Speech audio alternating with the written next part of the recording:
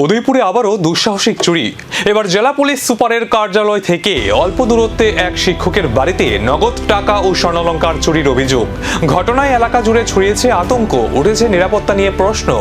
অভিযোগ, পরিবারের সদস্যরা বাড়িতে না থাকার সুযোগে চোরেরা দরজার তালা ভেঙে ঘরে ঢুকে আলমারি ভাঙচুর করে নগদ প্রায় 50,000 টাকা এবং 4 থেকে 5 ভরি স্বর্ণালংকার চুরি হয়েছে বলে অভিযোগ করেছেন বাড়ির মালিক শিক্ষক বিপ্লব সাহা।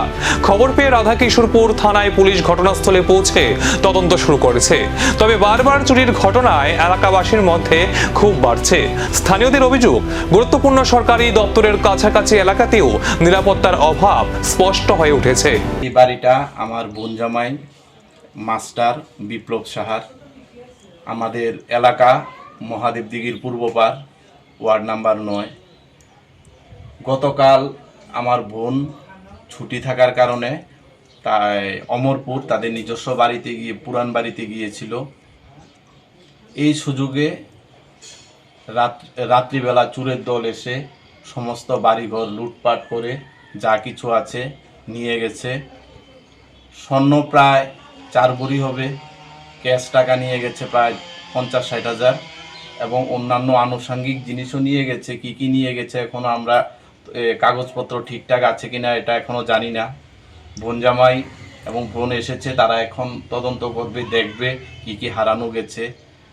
থানা থেকে পুলিশ এসেছিল এবং তারা সমস্ত তথ্য নিয়ে গেছে।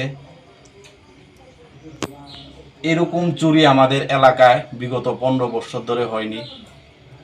এখন আমার একটাই প্রশ্ন নিরাপত্তা নিয়ে, কারণ আমাদের সামনেই এসপি অফিস, নিরাপত্তা জোরদার।